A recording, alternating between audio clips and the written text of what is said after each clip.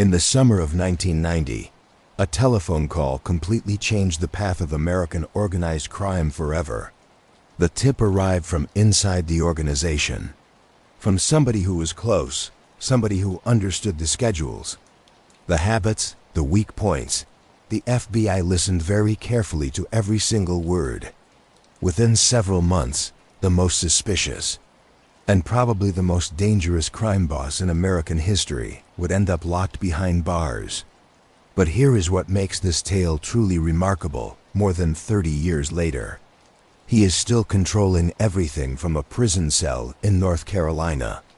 A 90-year-old man stuck in a wheelchair runs one of New York's legendary 5 families with total unquestioned power. His name is Victor Amuso, though in the criminal world they call him Little Vic, a nickname that hides the huge shadow he creates. This is his tale, a story of desire, brutality, backstabbing, and a hold on control so strong that even the walls of federal prison cannot shatter it. Where in the world are you watching from right now? Write your city and country in the comments section. And what time is it where you are? Tell me if you are about to fall asleep to this story. Press that subscribe button and the notification bell so you never miss these deep explorations into the criminal underworld. And if you are liking this, hit that like button and share it with somebody who loves true crime. Now let us step into the world of Little Vic Amuso. The story starts on November 4th, 1934 in Canarsie, Brooklyn, a neighborhood that would mold the man and the criminal he would turn into. Vittorio Amuso entered a world still shaking from the Castellamarese War, the violent mafia battle that had finished just 3 years before and created the 5 families that would control New York organized crime for generations ahead. The Brooklyn of young Vittorio's childhood was a world completely different from the one we see today. The streets were made of cobblestone in some areas, filled with apartment buildings where Italian immigrants grouped together, rebuilding the old country's feeling of community in this new land. Laundry hung from fire escapes, the scent of Sunday gravy. What people outside the community called sauce drifted from open windows. Men gathered on front steps speaking in dialects from Sicily, Calabria, and Naples, their hands moving expressively as they argued about politics, sports, and the neighborhood's endless gossip. But underneath this surface of working-class immigrant life, another world existed, one of control, respect, and carefully managed violence. The 5 families were at their highest power in the 1940s and 1950s. They controlled the waterfront, the garment district, construction, garbage collection, and countless other businesses. To be connected, to be a friend of ours meant something in those days. It meant protection, opportunity, and a certain untouchable quality that young boys could not help but notice. Vittorio Amuso watched. He saw the neighborhood mobsters, the made men and the associates with their custom suits and polished shoes, their brand new Cadillacs parked prominently on streets where most families could not afford cars at all. He saw the respect they received when they walked into local businesses, the way shop owners rushed to welcome them, the way arguments disappeared when they offered to step in.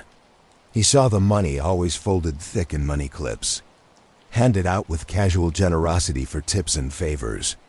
The Lucchese family had a presence in the neighborhood, though they were usually considered the most low-key of the 5 families, while the Gambinos, Genovese, Colombo, and Bonanno families made headlines with their wars and their showiness. The Lucchese family worked more quietly, more efficiently. They understood that the best way to earn money was to avoid attention, to keep the newspapers and the law enforcement focused somewhere else while they systematically took advantage of every profitable scheme they could discover. For a young Italian kid in that setting, the choice between legitimate life and the life of a gangster was not always clear. The legitimate path meant backbreaking work, construction, loading docks, factory floors, for wages that barely supported a family. It meant being under bosses who often showed little respect for immigrant workers. It meant a life of struggle with few chances for moving up. The other path, the path of the wise guy, offered something different. It offered respect and fear, which in that world were often the same thing. It offered money and opportunity. Yes, it also offered danger, prison, and possibly violent death. But to a teenager fascinated by the glamour and power he saw around him, those risks seemed far away and unclear. Vittorio began doing small crimes in his teenage years, trying to impress the men he looked up to. Petty theft, running errands for connected guys, being around when muscle was needed for a collection or a message that needed to be delivered with force. He was building a reputation, making himself known, proving he had the stomach for the life in those days. You did not just join the Mafia by filling out an application. You had to be vouched for, sponsored, proven reliable through years of work and loyalty. The path Vittorio Amuso chose in those early years would lead him to the absolute top of organized crime power. But it would also lead him through rivers of blood, multiple betrayals, and eventually to a prison cell he would occupy for more than 3 decades, while still impossibly maintaining his crown. By the 1960s, Vittorio Amuso, now going by Victor to sound more American, had found his place in the underworld. He became an enforcer for Joey Crazy Joe Gallo, a charismatic and unpredictable member of the Lucchese Crime Family, which would later become the Colombo family. This connection would provide Amuso with his graduate education in mob violence. The Lucchese family civil war was one of the bloodiest internal mafia conflicts of the time. Joe Lucchese, the family boss, was old-school Sicilian, extremely traditional. Demanding and entitled, he required his soldiers and captains to pay monthly tribute to him, a practice that created resentment, especially among the younger American-raised members who felt they were being taken advantage of. Joey Gallo and his brothers, along with several other young rebels, fought back against Lucchese in 1961. What followed was a conflict that would continue on and off for over a decade, taking multiple lives on both sides. This was not a disagreement settled with a meeting and handshakes. This was guerrilla warfare on the streets of Brooklyn. Ambushes, bombings, shootings in broad daylight. Victor Amuso found his calling in this violence as an enforcer for the Gallo crew. He took part in multiple murders of Lucchese faction members. The details of these early killings are unclear.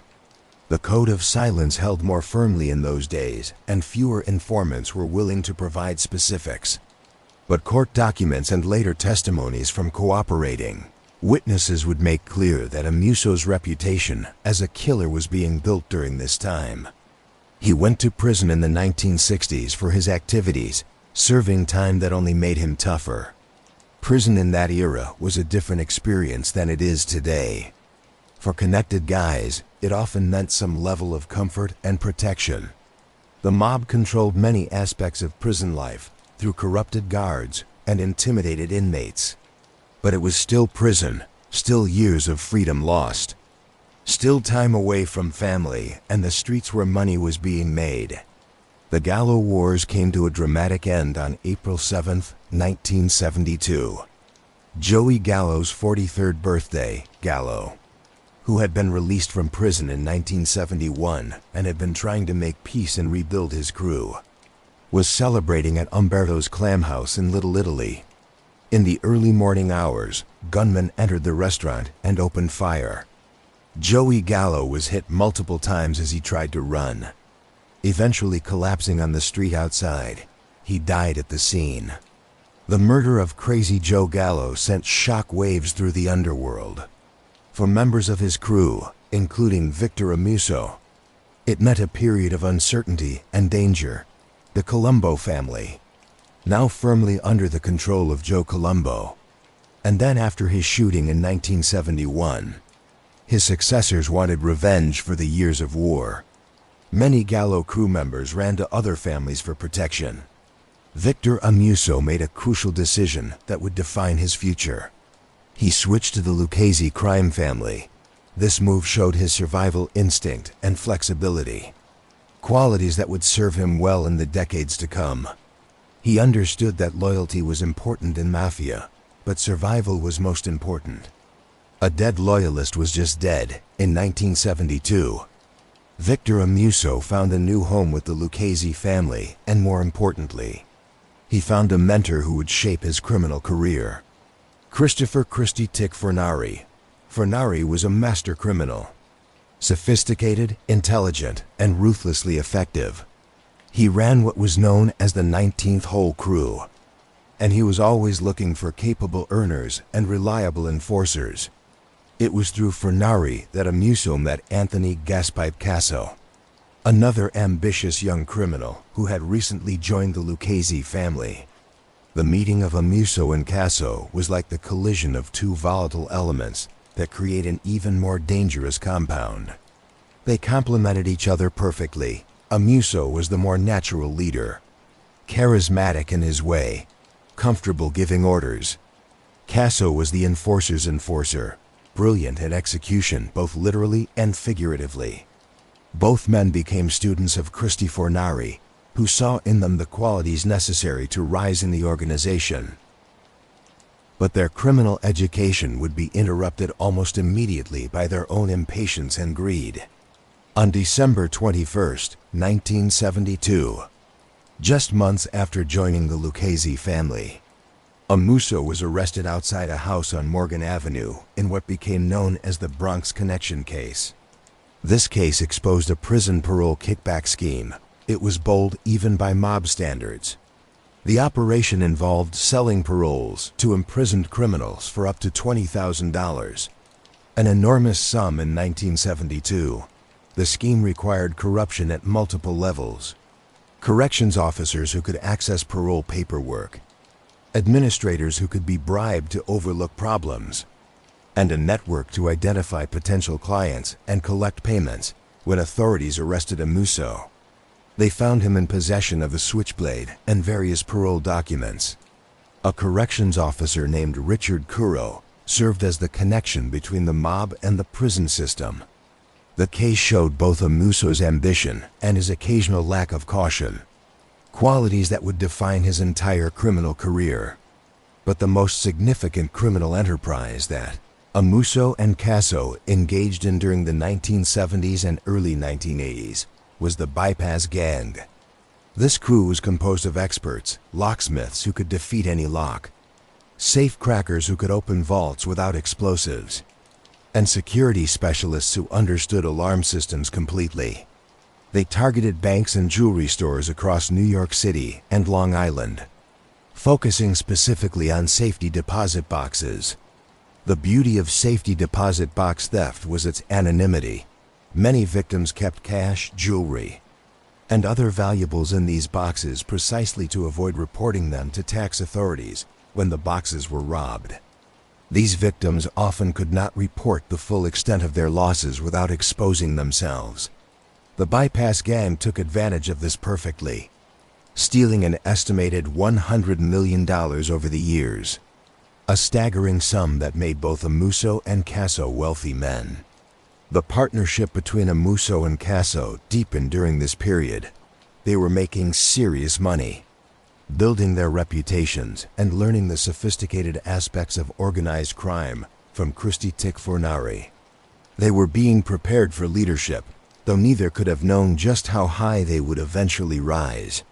In 1977, Victor Amuso achieved a milestone that every associate dreams of. He was formally inducted into the Lucchese Crime Family as a made man. The ceremony was traditional, the drawing of blood, the holding of a burning saint card, the oath of loyalty unto death. He was now a full member, protected by the family, bound by its rules, and entitled to a share of its proceeds. But almost immediately after this achievement, Amuso's impatience caught up with him again. On May 30th, 1977, he was arrested along with Anthony Casso for operating a drug trafficking ring. The operation involved heroin being smuggled from Bangkok, Thailand, part of the Golden Triangle network that supplied much of America's heroin in that era. When arrested, authorities found 3 pounds of heroin, enough to result in significant prison time. The irony was bitter, made a member and immediately arrested. Amuso would serve time for this conviction. Years when he could have been earning and rising through the ranks. But even prison could not stop the bond between Amuso and Casso from strengthening.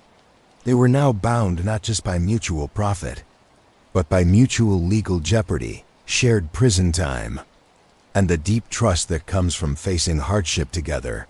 By the time they were released, Christy Tic Fernari had been promoted to consigliere of the entire Lucchese family, serving as counselor to boss Anthony "Tony Dux" Corallo in 1980.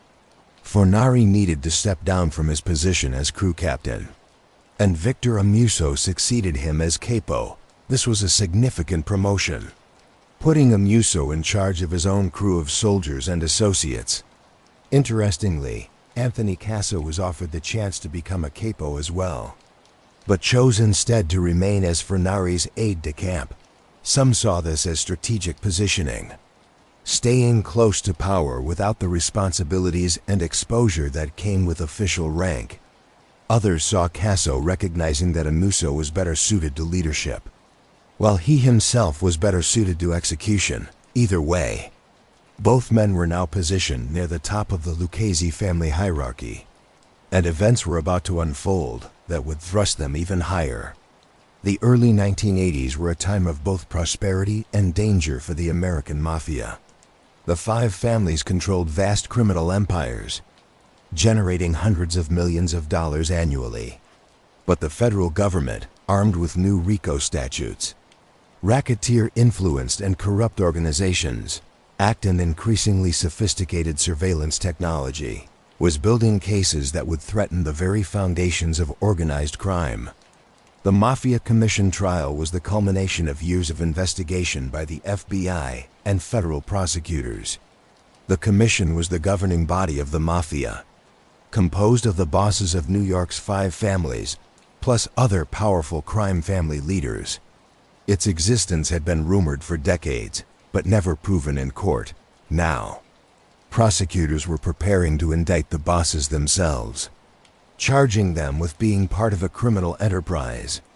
On February 25, 1985, the indictments came down for the Lucchese family. It was devastating. Boss Anthony "Tony Dux" Corallo was indicted. Underboss Salvatore "Tom Mix" Santoro was indicted. Consigliere Christopher "Christy Tic" Fernari was indicted. The entire leadership structure faced life sentences if convicted. The trial would eventually result in convictions for all defendants. But that would not happen until 1987. In the meantime, the Lucchese family needed to prepare for a transfer of power. The question was who would take over, but before that question could be answered, Amuso and Casso would be involved in one of the most infamous attempted hits in Mafia history. On December 16, 1985, Paul Castellano, the boss of the Gambino crime family, was murdered outside Sparks Steakhouse in Manhattan. The hit was orchestrated by John Gotti, an ambitious captain, who felt Castellano was out of touch and bad for business. Gotti arranged for gunmen to shoot Castellano and his bodyguard Thomas Bellotti as they arrived for a meeting, then drove past the scene to confirm the kills before disappearing into the night. There was just one problem. Gotti had not received permission from the Mafia Commission to kill a sitting boss. This violation of protocol infuriated the other family leaders, particularly Vincent the Chin Gigante of the Genovese family and Tony Dux Corallo of the Lucchese family. In their view, Gotti's unilateral action showed disrespect for the commission and set a dangerous precedent. If ambitious captains could simply murder their bosses whenever they felt like it, the entire structure would collapse into chaos. A contract was issued on John Gotti. The assignment went to Victor Amuso and Anthony Casso, who turned to a longtime Lucchese associate named Herbert Pate. Pate was an expert with explosives, having learned his craft in the military. The plan was to place a bomb in Gotti's car that would detonate when he turned on the ignition or hit a trigger. On April 13, 1986, the plan was executed. Pate planted the bomb in a car outside the Veterans and Friends Social Club in Brooklyn. Amuso, Casso, and Casso's brother, Robert, watched from a parked car nearby, waiting to confirm the kill. But something went wrong. Frank DeCicco, a Gambino captain who had been instrumental in helping Gotti arrange the Castellano hit and who served as Gotti's underboss, approached the car first. When DeCicco opened the door, the bomb detonated. The explosion was massive, shattering windows in nearby buildings. DeCicco was killed instantly, his body torn apart by the blast. Another man standing nearby was seriously injured but survived. John Gotti, the actual target, was late arriving at the club. He survived while his underboss died in his place. The attempted hit on Gotti demonstrated several things about Amuso and Casso: their willingness to carry out high-profile murders, their access to specialized expertise like bomb making, and their ability to organize complex operations. It also showed their limitations. The hit had failed, and Gotti remained alive and would eventually become the most famous mob boss in America. But for Amuso and Casso, there were no consequences for the failed attempt. In fact, it enhanced their reputations as serious operators willing to do what needed to be done. And soon much bigger opportunities would present themselves. By late 1986, Tony Ducks Corallo knew the commission trial was not going well. The evidence against him and his co-defendants was overwhelming. The FBI had managed to bug his Jaguar, and hours of conversations about mob business had been recorded. Conviction was inevitable, and he was facing a sentence that would keep him in prison for the rest of his life. In many crime families, this situation would have led to violence as various factions maneuvered for power. But Corallo was determined to avoid this. The Lucchese family had a tradition of peaceful transfers of power, relatively speaking, and he wanted to maintain that tradition. An internal war would weaken the family, draw law enforcement attention, and potentially destroy everything that had been built. So, Corallo called a meeting at Christy Ticfranari's house. He summoned his two most capable and trusted protégés, Victor Amuso and Anthony Casso. Both men had proven themselves over the years as earners and enforcers. Both were intelligent and capable. Both had Fernari's endorsement, according to later testimony. Corallo told the two men to decide between themselves who would become boss. This was an extraordinary gesture of trust in an attempt to prevent conflict. Rather than choosing one and potentially alienating the other, he left the choice to them. The men chose Victor Amuso to be boss with Anthony Casso as his underboss. The reasons for this choice have been debated. Some sources claim that Corallo actually preferred Casso and thought he was more capable, but that Casso convinced him to select Amuso instead. Others suggest that Amuso was always the more natural leader, more comfortable with authority and decision-making, while Casso preferred to work behind the scenes. Still others whisper that Casso had a plan, even then, that he saw Amuso as more controllable, someone he could influence and perhaps eventually replace. Whatever the true reasoning, the decision was made. But there was a complication. A man named Anthony Buddy Luongo in early 1986. Luongo had been made acting boss while the commission trial proceeded. He was meant to be a caretaker, keeping the family running while the official leadership fought their legal battles. But by December 1986, Luongo had disappeared. The circumstances of his disappearance are shrouded in mystery and rumor. The most persistent theory is that Victor Amuso, who had been serving as Luongo's driver and bodyguard, murdered him with Casso's assistance. Whether Luongo had opposed Amuso's elevation, whether he had proven incompetent, or whether he simply was seen as an obstacle to the planned succession, no one knows for certain. His body was never found. He was never seen again. If Amuso did kill Luongo, it sent a brutal message about his willingness to eliminate anyone who stood in his path to power. It also demonstrated the ruthlessness that would characterize his reign. On January 13, 1987, Tony Dux Corallo, Tom Mick Santoro, and Christy Tick Fernari were sentenced to 100 years in prison each. It was effectively a life sentence for all three men. The transition was now complete. Victor Amuso was officially the boss of the Lucchese Crime Family, with Anthony Casso as his underboss. Amuso was the first Brooklyn member to lead the Lucchese family, which had traditionally been dominated by Bronx and Manhattan factions. This was significant and would create some resentment among certain crew members who felt passed over. The Lucchese family had long been considered the most peaceful of the five families, preferring to make money rather than headlines. They operated with relative quiet efficiency, avoiding the internal warfare that plagued the Colombo family and the media attention that surrounded the Gambinos under John Gotti. That reputation was about to change forever.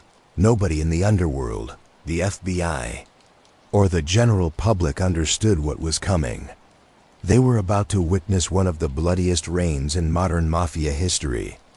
A reign characterized by paranoia, betrayal, and murder on a scale that shocked even hardened criminals. The deadly duo of Victor Amuso and Anthony Casso was now in complete control, and they were about to turn the Lucchese family into a killing machine. To understand the violence that was about to unfold, we must first understand the racket that would trigger it. The Windows case from 1978 through 1990. Four of New York's five families, the Gambino, Colombo, Genovese, and Lucchese families, controlled the window installation industry in New York City. Specifically, they controlled contracts with the New York City Housing Authority, which managed public housing projects throughout the five boroughs. The scheme was elegantly simple and staggeringly profitable. The four families, working through their control of Local 580 of the Iron Workers Union, rigged bids for window installation and replacement contracts. They would decide among themselves which company would submit the lowest bid for each contract, ensuring that company would win while still keeping prices artificially high. The other companies would submit higher bids, creating the appearance of competition without any actual competition over a 12-year period. This cartel received approximately $191 million in housing authority contracts due to the inflated pricing. Estimates suggested the bids were about 75% higher than they would have been in a competitive market. The families gained roughly $142 million in illegal profits. This money was divided among the four families according to agreements worked out by their respective leaders. For Victor Amuso, there was a problem. He felt the Lucchese family was not getting a large enough piece of this massive pie. Whether this perception was accurate or simply a manifestation of his ambition and greed is debatable. But Amuso became convinced that his family was being shortchanged. He demanded that Anthony Casso personally supervise the Lucchese family share of the Windows case proceeds. This created immediate tension with the other families, who saw it as Amuso questioning their honesty and overstepping his authority. The Windows case had functioned smoothly for years, precisely because the families trusted each other's accounting. Amuso's demand suggested he did not trust the arrangement. But Amuso had bigger concerns than offending his fellow bosses. Federal investigators were closing in on the Windows case, building a massive racketeering case that would eventually ensnare dozens of members from multiple families. The FBI had been conducting surveillance, reviewing contracts, interviewing victims, and turning informants. An indictment was inevitable. Amuso and Casso's response to these mounting pressures was to create a list. This list contained the names of 49 people they believed needed to be eliminated. Some were suspected of cooperating with law enforcement. Some were seen as rivals or threats to their power. Some had simply fallen out of favor or knew too much about sensitive criminal activities.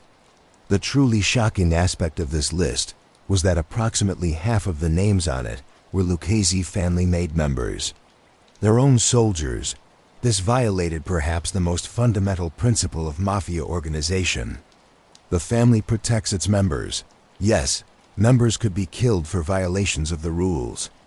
But this required approval from the boss and typically involved clear transgressions, like cooperation with law enforcement or unauthorized murder. Amuso and Casso were operating under different rules. In their paranoid worldview, anyone could be a threat. Anyone could be cooperating with the government. Anyone who questioned their authority or seemed insufficiently loyal was a potential target. They would kill their own men preemptively based on suspicion rather than evidence. One Lucchese member later testified that Amuso's philosophy was simple. Anyone who crosses me dies. This was not traditional mafia leadership. This was tyranny enforced by terror. The murders that followed during Amuso's reign as boss constitute one of the darkest chapters in modern organized crime history. Each killing tells a story of paranoia, betrayal, and the ultimate corruption of the mafia's own codes. Let us examine them chronologically, understanding not just who died, but why and what it meant. One of the early victims of the Amuso Casso regime, Thomas Gilmore, was murdered in 1988. The specifics of his death are less well documented than later killings, but his murder established a pattern. Amuso and Casso were willing to kill their own members with minimal justification. Gilmore's death sent a message to other Lucchese members that the new leadership operated by different rules than their predecessors. Questions about orders could be fatal. Expressions of doubt could lead to a bullet. The message was clear: obey or die. Cesare Nallo was involved in narcotics trafficking, an activity that officially violated mafia rules, but was widely practiced anyway because of the enormous profits. His relationship with Amuso and Casso had apparently soured. Or perhaps they simply decided his knowledge of their drug operations made him a liability. Whatever the reason, Nallo was marked for death and eliminated. His murder demonstrated that no one was safe. Not longtime associates, not major earners, not men who had served the family loyally for years. The murder of Michael Papadio showed the brutality that Amuso and Casso would employ. Papadio was a Lucchese soldier who operated in the garment district, one of the mob's most lucrative territories. Amuso and Casso accused him of skimming profits, keeping more than his fair share of the money flowing from the various protection and extortion rackets in the industry. On May 13, 1989, Papadio was lured to a location in Howard Beach, supposedly for a meeting about business. Instead, he was ambushed. His killers beat him with a metal cable, a particularly painful and terrifying way to die. After the beating, they shot him in the head to finish him off. The hit was carried out by A. Little Al Darko, who was serving as acting boss, while Amuso and Casso supervised from a somewhat safer distance. Darko later testified that after Papadio's murder, Amuso personally praised him for the job well done. This detail is significant. Amuso was directly involved in ordering the murder of his own soldier, and he celebrated its successful execution. The killing of John Petruccelli revealed the extent of Amuso's arrogance and his willingness to disregard even mafia commission directives when they inconvenienced him. The situation began with Gus Ferracci, a drug dealer who murdered D. Agent Everett Hatcher during a botched arrest on February 28, 1989. The killing of a federal agent brought massive law enforcement pressure on the mafia. The commission, the governing body of the five families, issued a clear directive: no one was to help Ferracci. He needed to be turned over to authorities or killed. Protecting him was unacceptable because it would bring too much heat on all the families. John Petruccelli was hiding Ferracci, providing him with safe houses and support when Amuso found out. He ordered Petruccelli to kill Ferracci personally. Petruccelli refused, whether out of loyalty to his friend, fear of the consequences, or simple moral reluctance. We do not know. Amuso's response was swift and ruthless. On September 13, 1989, gunmen shot Petruccelli outside his apartment in Yonkers. The message was clear: defying the boss's direct order meant death, even if that order was itself questionable.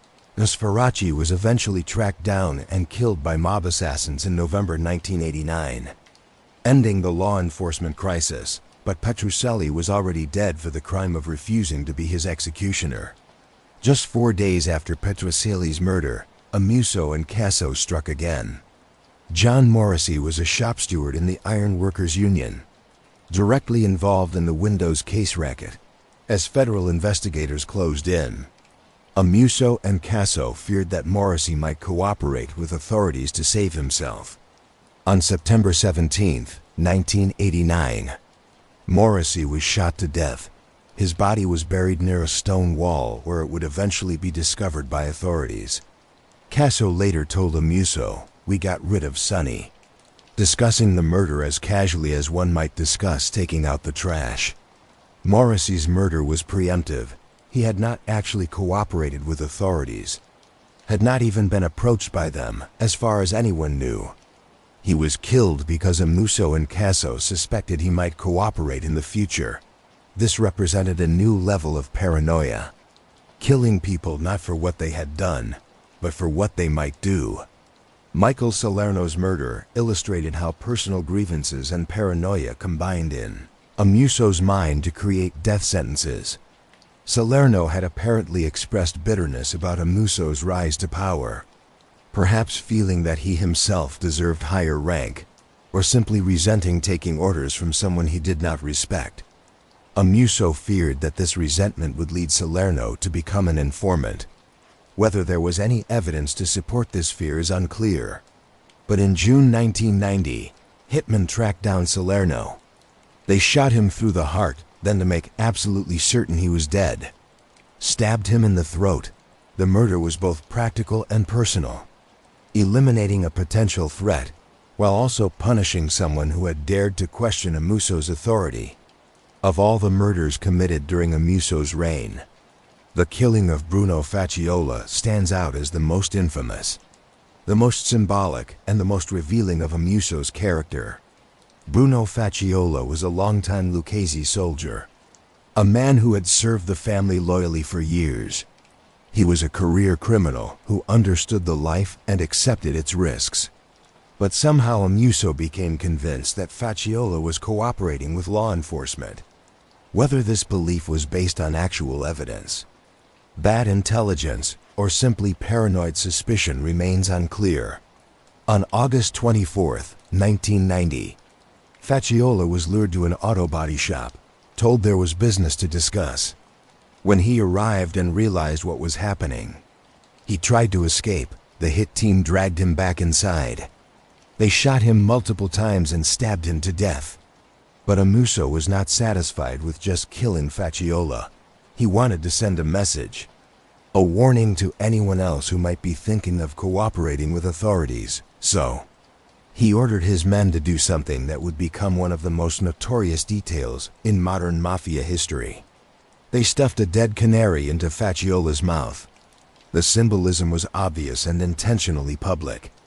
A canary sings just as an informant sings to law enforcement by stuffing a dead canary in Facciola's mouth. Amuso was making the reason for the murder explicitly clear. This was what happened to rats. This was what happened to anyone who cooperated with the government. When Facciola's body was discovered, the dead canary created a media sensation. It was the kind of theatrical mob killing that had not been seen in years, reminiscent of the most brutal days of organized crime. Law enforcement and journalists immediately understood the message. More importantly, so did every member of every crime family in New York.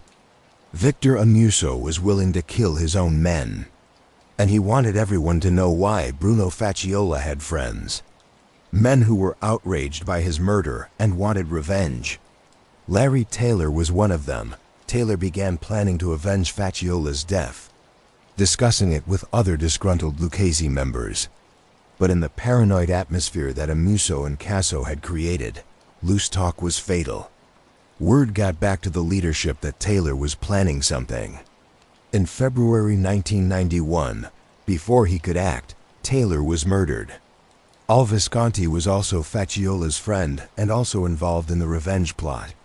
He met the same fate as Taylor just a few weeks later, in March 1991. Later testimony revealed another layer to these murders. Amuso had heard that Darcos' son had murdered someone in California. He blamed Visconti and Taylor for informing California authorities about this, though the evidence for this accusation was apparently thin to non-existent.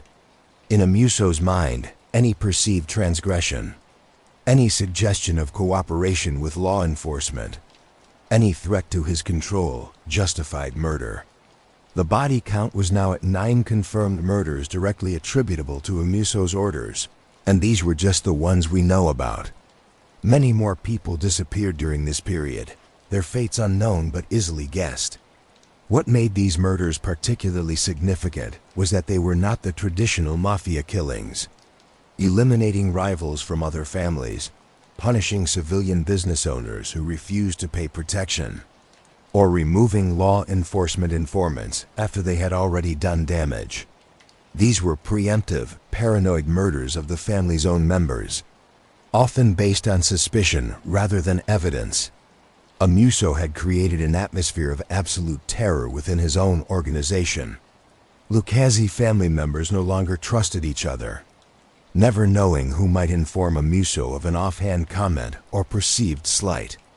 The family was turning on itself, eating its own from the inside out. But there was one more element of Amuso's operation that made his reign particularly dangerous and effective. The mafia cops, Louis Ippolito and Stephen Caracappa, were New York City police detectives.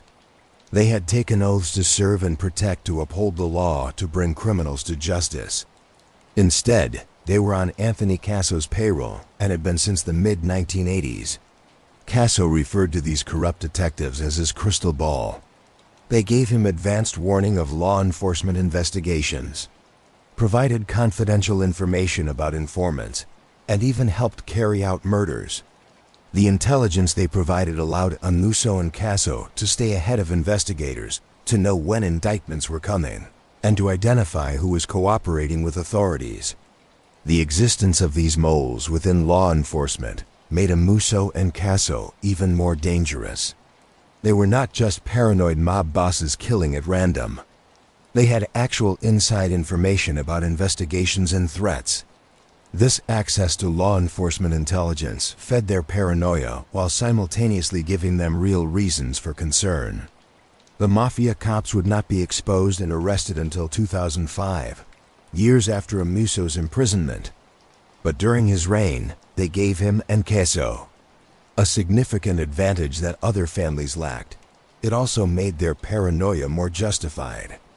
They knew investigations were ongoing, knew the government was building cases, and knew that their freedom depended on staying ahead of these threats. By early 1991, the walls were closing in. The Windows case indictment was prepared, naming Amuso, Casso, and multiple members of all 4 families involved in the scheme. Federal prosecutors had built a comprehensive case involving years of surveillance, financial analysis, and witness interviews. The indictment would be unsealed in May 1990, forcing Amuso and Casso to go into hiding. But before we get to their flight, we need to understand the event that would ultimately destroy them. The attempted murder of Peter "Fat" Pete Chiodo. Peter Chiodo was a Lucchese captain and one of the key defendants in the Windows case. He was a massive man weighing over 300 pounds. With a jovial personality that masked his criminal capabilities, Chiodo was a major earner for the family, bringing in substantial income from the window installation racket and various other schemes. In 1991, facing overwhelming evidence in the Windows case, Chiodo made a decision. He pleaded guilty without first asking permission from Amuso and Casso. In the traditional mafia structure, a member facing charges is supposed to consult with leadership before making any deals with prosecutors. The family might provide legal support, financial help for the defendant's family while he's incarcerated. or strategic advice about how to handle the case. Cass's unilateral guilty plea infuriated Amuso and Casso. They saw it as insubordination, disrespect, and potentially a sign that he might be cooperating with authorities.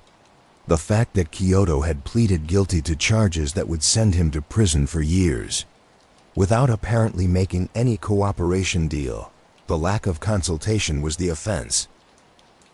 They decided Casso had to die. The order was given to Al-Co, who was serving as acting boss while Amuso and Casso hid from the Windows case indictment.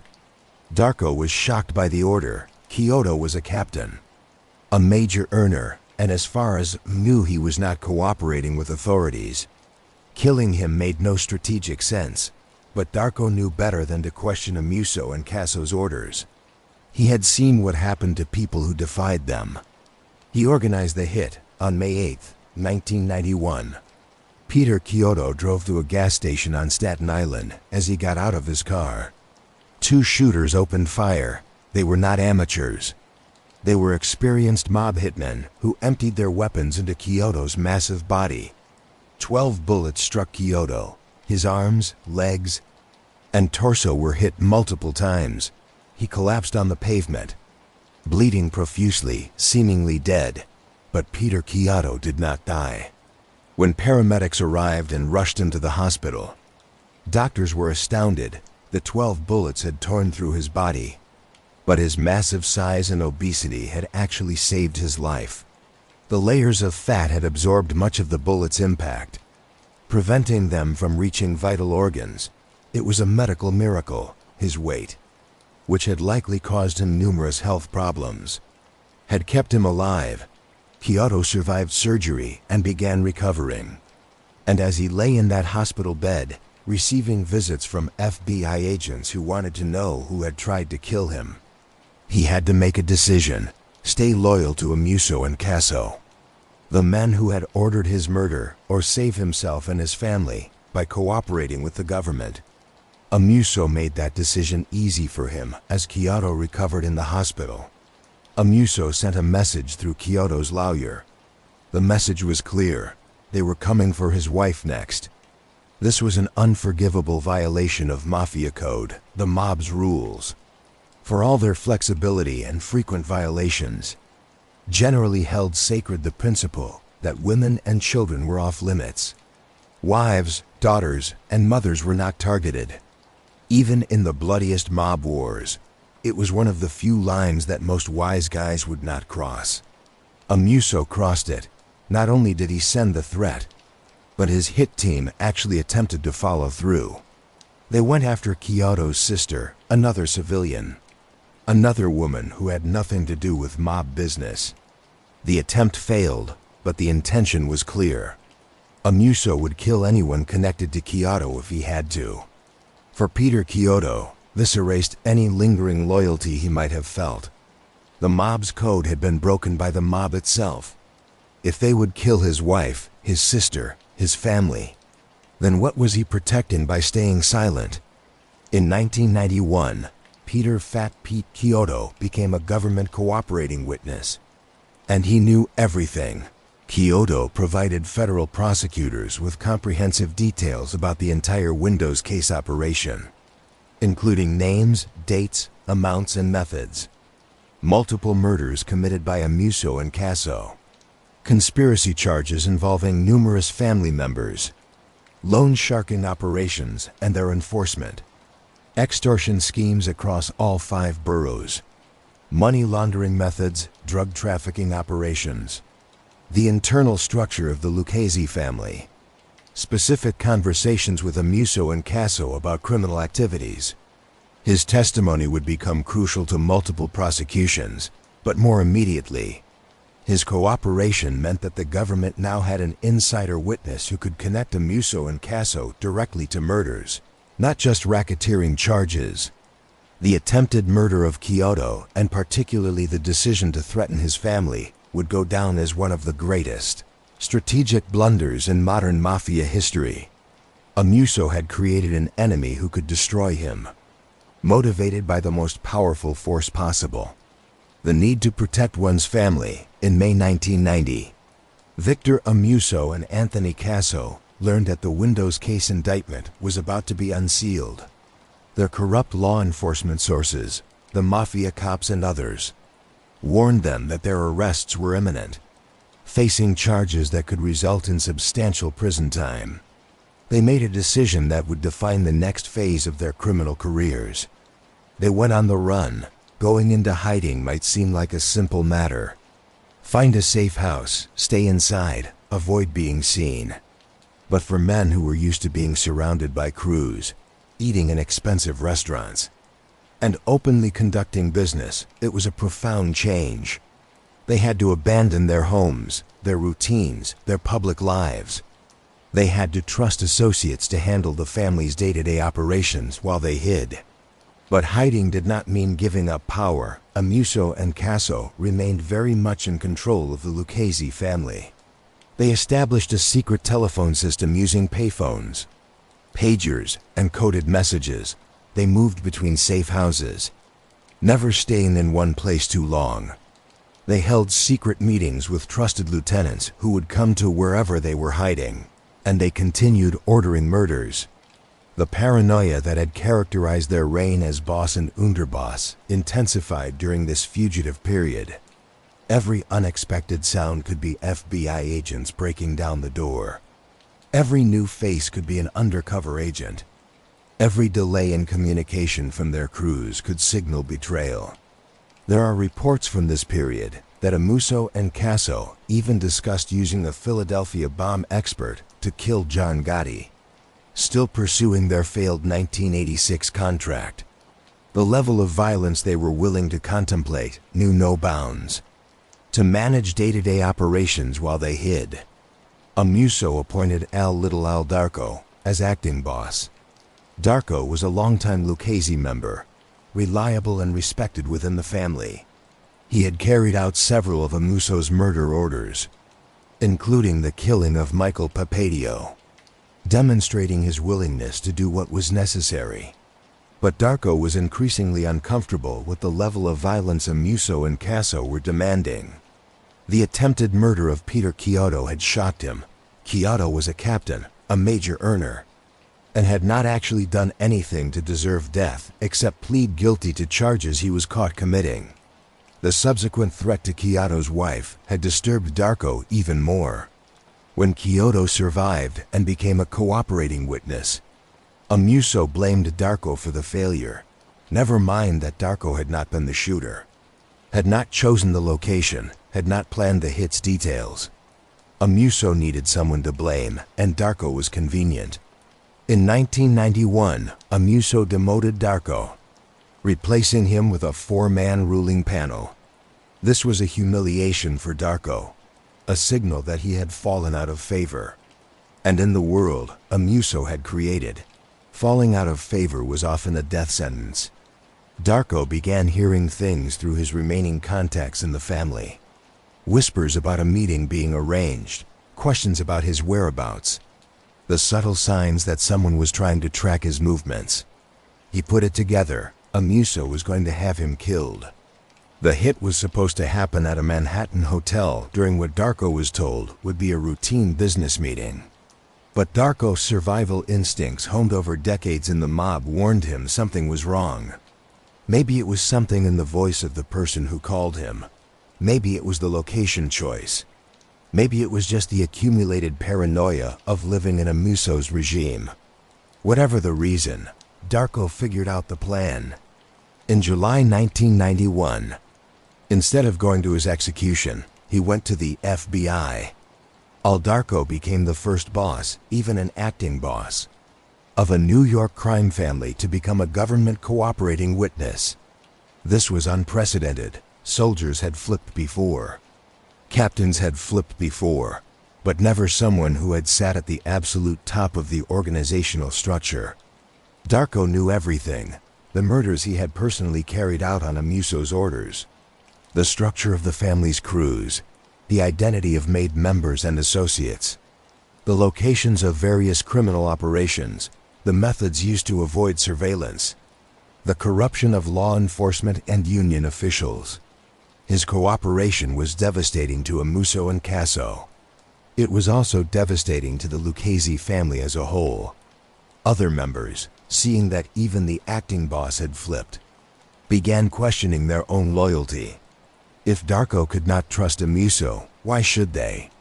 The defection of Darko marked a turning point. Amuso and Casso had destroyed their own organization through paranoid violence. They had killed their own members, threatened families, violated every code. And now the entire structure was collapsing. Cooperating witnesses were lining up, indictments were multiplying. The family was imploding for 14 months. Victor Amuso successfully evaded one of the most intensive manhunts in FBI history. Federal agents followed leads across the New York metropolitan area and beyond, interviewing associates, watching family members, and offering rewards for information. Amuso's face appeared on wanted posters in post offices and police stations. The FBI's Public Affairs Office released his description and photograph to media outlets. But Amuso remained free, protected by layers of loyal associates who provided safe houses, groceries, and the basic necessities of life in hiding. He continued running the Lucchese family from the shadows, still giving orders, still controlling operations. Then came the phone call to the FBI's New York office. It was anonymous, untraceable. The caller provided specific information. Victor Amuso would be at a payphone at a specific time at the Fairview Mall in suburban Scranton, Pennsylvania. The FBI agents who responded to the tip positioned themselves around the mall's payphone, trying to look casual as they watched and waited. Scranton was about 120 miles from New York City, far enough to feel safe, close enough to maintain connections with the family. Victor Amuso arrived at the payphone dressed like a suburban dad. Shorts, a t-shirt, trying to blend in with shoppers enjoying the summer day. He approached the phone, made his call, hung up as he turned to leave. FBI agents moved in from multiple directions. There was no dramatic chase, no shootout. Amuso was captured along with his bodyguard without significant resistance. 14 months as a fugitive ended in a mall parking lot in Pennsylvania. The question that haunted Amuso from the moment of his arrest: who made the anonymous call? The tip to the FBI was too specific, too accurate. Someone knew exactly where Amuso would be and when. This was not the result of surveillance or detective work. This was insider information from someone very close to him. Amuso's suspicion fell on the one person who had the access, the knowledge, and potentially the motive: Anthony Casso. The theory goes like this. Casso, seeing the organization crumbling around them, decided that Amuso was a liability. With Amuso captured, Casso could take over as boss. The suspicion was strengthened by the fact that Amuso's last safe house, wherever he had been staying, was never found by authorities.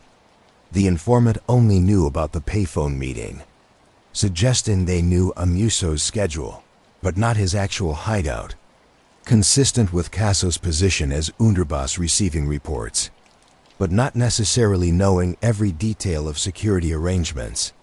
Whether this theory is accurate remains unknown. Casso has never admitted to betraying Amuso, and no definitive proof has emerged. But the suspicion poisoned whatever relationship remained between the two men who had been partners for nearly 2 decades. Trust, that most essential element of organized crime, had been completely destroyed. Anthony Casso remained at large for another 1.5 years after Amuso's arrest. He continued running portions of the Lucchese family's operations, meeting with captains and soldiers, collecting tribute, ordering hits. But he was also becoming increasingly isolated and paranoid. On January 19, 1993, FBI SWAT teams surrounded a safe house in Mount Olive, New Jersey. They used a battering ram to breach the door and found Casso emerging from the shower. Wearing only a towel, he was taken into custody without incident. The deadly duo was now both in federal custody, facing charges that would keep them imprisoned for the rest of their lives. The legal proceedings against Victor Amuso would stretch over several years and multiple trials, eventually resulting in one of the most comprehensive convictions in organized crime history. The initial charges stemmed from the window installation bid rigging scheme. But as cooperating witnesses came forward, first Kyoto, then Darko, then others, prosecutors kept adding charges and superseding indictments. Each new witness provided evidence of additional crimes, additional murders, additional conspiracies. The government's case against Amuso was built on multiple cooperating witnesses. Peter Kyoto testified about the Windows case operation in detail, explaining how the four families divided contracts, how union officials were corrupted, how money flowed through various front companies. He also testified about murders he knew about and criminal operations he had personally supervised under Amuso's orders. Darko provided the most damaging testimony as acting boss. He had direct access to Amuso even while Amuso was in hiding. He testified about specific murder orders he received, including the murders of Papadio, Faciola, Taylor, and Visconti. He explained the climate of fear within the family, the paranoia that drove decision-making, and Amuso's absolute control over life and death decisions. Anthony Casso was the boss of the Lucchese family's New Jersey crew. He had a falling out with Amuso and Casso over money, and they had tried to have him killed. Casso survived and became a witness, providing information about the family's operations in New Jersey and the extent of Amuso's reach. Eventually, prosecutors presented a superseding RICO indictment containing 25 counts. 9 murders: Thomas Gilmore, Cesare Nallo, Michael Papadio, John Petrucelli, John Morrissey, Michael Salerno, Bruno Faciola, Larry Taylor, and Al Visconti. 3 attempted murders: Peter Kyoto and 2 others, conspiracy to commit murder, racketeering, labor racketeering, tax fraud, extortion, bribery, multiple counts of operating a criminal enterprise. The evidence was overwhelming. Prosecutors had cooperating witnesses who had direct knowledge of Amuso's orders. They had surveillance evidence. They had financial records showing the flow of illegal proceeds. They had physical evidence from crime scenes. They had testimony from victims' families. The trial itself was dramatic but predictable in terms of outcome. The defense argued that the cooperating witnesses were liars trying to reduce their own sentences. They tried to attack the credibility of men like Kyoto and Darko, pointing out their extensive criminal histories and their motivations to lie. But the sheer weight of evidence was insurmountable. When multiple witnesses independently corroborate the same facts, when physical evidence matches testimonial evidence, when financial records confirm criminal operations, guilt becomes impossible to deny. In January 1993, Victor Amuso was found guilty on all counts. The jury had deliberated and concluded that he had ordered 9 murders, attempted 3 more, and ran a massive criminal enterprise for years. The sentencing was severe but expected: life in prison without possibility of parole, $250,000 fine, $2,700 special assessment. At age 58, Victor Amuso would spend the rest of his life behind bars. He would die in prison, that much was certain. Or so everyone thought. In 1994, Anthony Casso made a decision that completed the destruction of his relationship with Amuso. He became a government cooperating witness. This betrayal was more personal and more devastating than any that had come before. Kyoto had flipped after Amuso tried to kill him and threatened his wife. His cooperation was motivated by survival and revenge. Darko had flipped when he realized he was being set up for murder again. Survival. Casso had flipped after Amuso tried to have him killed. But Casso was Amuso's partner, his underboss, his friend of more than 2 decades. They had committed crimes together, made money together, killed together. And now Casso was testifying against him. Amuso's response was immediate. He stripped Casso of his position as underboss and declared him persona non grata. Unwelcome person expelled from the family, no longer protected by any mob codes or customs. Casso's cooperation was comprehensive. He confessed to involvement in approximately 70 crimes and admitted to personally participating in 15 murders. He provided details about the mafia cops and their corruption. He explained the inner workings of the Lucchese family. He testified about murders, extortions, drug deals, and countless other crimes. He was eventually sentenced to 455 years in prison. Though, as a cooperating witness, he was placed in the Witness Protection Program initially. But Casso's cooperation would eventually fall apart. Prosecutors determined that he had continued lying even while supposedly cooperating, fabricating some details and omitting others. He was removed from witness protection and sent to spend the rest of his life in prison, isolated from both his former mob associates and the law enforcement officials he had tried to help. By the mid-1990s, the Lucchese family was devastated. Nearly half the family's members were incarcerated. The hierarchy was destroyed. Multiple captains were serving long sentences. The family's most lucrative rackets had been exposed and dismantled. The Windows case prosecution had taken down members of 4 families. But the Lucchese family suffered the most because their leadership had been the most actively murderous. While other families could claim they were just involved in labor racketeering and bid rigging, serious crimes but non-violent, the Lucchese family had to answer for 9 murders, plus numerous attempted murders. Amuso's reign of paranoid violence had accomplished exactly what he feared. It had destroyed the organization he led. But here is where the story takes its most bizarre turn. Despite being convicted of 9 murders, despite being sentenced to life in prison, despite the complete destruction of the family structure, Victor Amuso remained the boss. The most extraordinary aspect of Victor Amuso's story is not his rise to power, his reign of violence, or even his conviction. It is what happened next. He remained in power. In January 1987, Amuso became boss of the Lucchese Crime Family.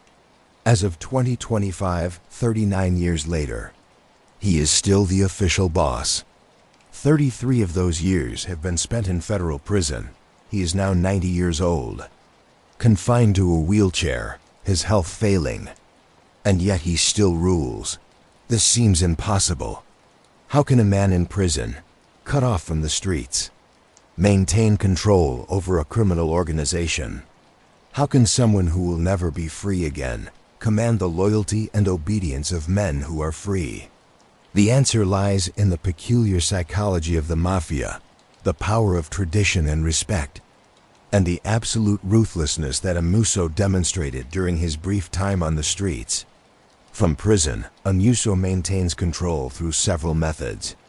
Coded letters. He writes to associates using carefully coded language that appears innocent to prison censors, but conveys specific instructions to those who know how to read them. Visitors, family members, and attorneys can visit, and during these visits, messages can be passed. A seemingly casual conversation about family matters might actually contain encoded instructions about criminal operations. Intermediaries, acting bosses on the street, serve as Amuso's representatives, but major decisions require his approval. This system allows day-to-day operations to continue while maintaining his ultimate authority. The ruling panel. At various times, Amuso has appointed panels of captains to manage operations, but these panels serve at his pleasure and can be dissolved or reformed based on his decisions. The key to understanding this system is recognizing that Amuso does not micromanage operations. He cannot, but he maintains control over major decisions. Who gets made? Who gets killed? How territories are divided? How disputes are resolved? The strategic level of control is what matters in maintaining his position as boss. After Amuso's imprisonment, Joseph Little Joe DeFeed served as acting boss from 1991 to 1998. Defeat had to navigate an impossible situation, running a family that was under intense law enforcement pressure, dealing with multiple cooperating witnesses, managing internal disputes, and always being aware that Amuso was watching from prison and could order his removal or death at any time. The family operated through a ruling panel system during much of this period. Stephen Cree, Anthony Barata, Salvatore Avellino, and Frank Lastorino rotated responsibilities and shared power. This diffused leadership structure made it harder for law enforcement to decapitate the organization, but also created internal power struggles. Defeat eventually was convicted on racketeering charges in 2000 and sentenced to 5 years in prison. Even from prison, Amuso's reign continued. In 2017, an event occurred that definitively proved Amuso's continued control. Even at age 82, Matthew Madonna had been serving as acting boss. Running operations with a Bronx-centered focus, this angered Brooklyn-based captains, who felt their interests were being ignored and their crews disrespected, rather than simply moving against Madonna themselves, which would have been the normal pattern in a leaderless or weak family. These Brooklyn captains did something extraordinary. They went to Victor Amuso from his prison cell in North Carolina. Amuso sent a coded letter. When decoded, the message was clear: Madonna was to step down. Michael Big Mike DeSantis would take over as the new acting boss. The family was returning to Brooklyn control, and that is exactly what happened. Madonna stepped down without conflict. DeSantis took over. The transition was peaceful because Amuso had ordered it in 2019. Former Lucchese soldier John Panisi testified in court about the 2017 leadership change. His testimony provided a rare public glimpse into how Amuso's imprisoned rule actually functions. There was a crew of guys very loyal to him. All Brooklyn guys wanted to take the family back to Brooklyn. Panisi explained. He detailed how these powerful captains, men with their own crews, their own income streams, their own reputations, needed the approval of an 85-year-old man in a wheelchair in a North Carolina prison before they could change the family's leadership. Think about what this means. Men who are technically free, who could simply do whatever they want, who have guns and soldiers at their command, are asking permission from someone who will never leave prison, who has no physical power over them whatsoever. That is not just respect. That is the power of fear mixed with tradition. Every Brooklyn captain knew what Amuso had done to people who defied him. They knew about the 9 murders, the dead canary, the complete ruthlessness. They knew that even from prison, Amuso could order retaliation against them or their families. They knew that the code demanded respect for the official boss, regardless of circumstances. So they asked permission, and they obeyed when permission was given. To understand how unusual Amuso's long reign is, consider that he has now been boss longer than any of his counterparts in the other 5 families. Carmen Persico, Colombo family, boss from 1973 until his death in 2019. But control was effectively lost earlier due to internal conflicts and multiple incarcerations. John Gotti Gambino family boss from 1985 to 1992, when he was convicted and imprisoned, died in 2002. Vincent the Chin Gigante Genovese family boss from 1981 until his conviction in 1997, died in 2005. Joseph Massino Bonanno family boss from 1991 to 2004, when he became a government witness. Amuso has outlasted them all, his 38 years as boss. 33 of them from prison, represents one of the longest unbroken reigns in American Mafia history. Despite federal attention, despite decades of prosecutions, despite the decimation of its ranks through arrests and cooperating witnesses, the Lucchese Crime Family continues to operate, and Victor Amuso continues to be acknowledged as its leader. The family's current criminal portfolio is less ambitious than during Amuso's street reign, but still substantial: labor racketeering, The family maintains influence in several unions, though far less than in the 1980s. They still extract money through corrupt contracts, no-show jobs, and controlled hiring practices in certain industries. Loan sharking in 2018. Operation The Vig Is Up resulted in arrests of Lucchese members and associates who were running extensive loan sharking operations. 47 victims were identified who had been subjected to loan rates exceeding 200% annually. The loans were enforced through threats and occasional violence. Maintaining one of the mob's oldest and most reliable revenue streams, the legal bookmaking. The family operates bookmaking operations handling approximately $1.5 million in annual wagers. While internet gambling has reduced this market, there remains a segment of bettors who prefer dealing with familiar local bookies. Extortion protection rackets continue in certain industries and neighborhoods, though on a much smaller scale than in previous decades. Drug trafficking. Despite official mafia prohibitions against drug dealing, members and associates continue to profit from narcotics, typically cocaine and marijuana distribution. The operations are more careful, more subtle than in Amuso's violent heyday. The modern Lucchese family understands that massive headlines and sensational violence bring unwanted attention. They have returned to something closer to the family's original tradition of quiet criminality. Federal prosecutors and FBI agents express frustration that Amuso continues to be referenced as the active boss of the family.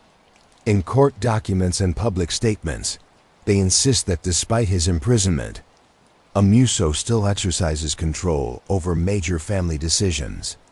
This presents a unique law enforcement challenge. Traditional strategies for disrupting organized crime focus on arresting leaders, disrupting revenue streams, and turning members into cooperating witnesses. But what do you do when the leader is already in prison serving a life sentence? You cannot threaten him with more prison time. You cannot offer him a deal to reduce his sentence. He is already serving life without parole. Amuso has nothing to lose and nothing to gain from cooperation. He is going to die in prison regardless. This gives him a strange form of freedom. The freedom to continue being who he has always been. To maintain his position. To exercise what power he still possesses. In June 2023, Victor Amuso's attorneys filed a motion for compassionate release. The petition argued that after more than 3 decades in prison, given his age and health conditions, Amuso should be released to die outside of prison. The arguments for release. The defense petition detailed Amuso's medical conditions. Age 88 at the time of the filing, debilitating osteoarthritis requiring a wheelchair for mobility, severely worsening vision, approaching blindness, complete loss of all teeth, multiple age-related ailments affecting quality of life, limited ability to care for himself. The petition argued that Amuso posed no threat to public safety. How could an 88-year-old man in a wheelchair, nearly blind with serious mobility issues, be dangerous? The petition claimed he had maintained a perfect institutional record during his decades in prison. No disciplinary infractions, no violent incidents, model behavior. Finally, the defense argued that the purposes of incarceration had been served. Amuso had been imprisoned for over 30 years. Deterrence, punishment, and protection of society had all been accomplished. Allowing him to die outside of prison would be an act of mercy that did not compromise public safety. Assistant U.S. Attorney Elias Lales filed a comprehensive response that systematically destroyed each of the defense's arguments. Regarding the crimes themselves, Lales wrote, "The effects of Amuso's actions are long-standing. The families of those slain will never obtain relief from the pain of their losses. The murderous means employed by Amuso to achieve his goals weigh heavily against release." Regarding the threat to public safety, despite his physical ailments, the defendant continues to orchestrate the Lucchese crime family's affairs from prison.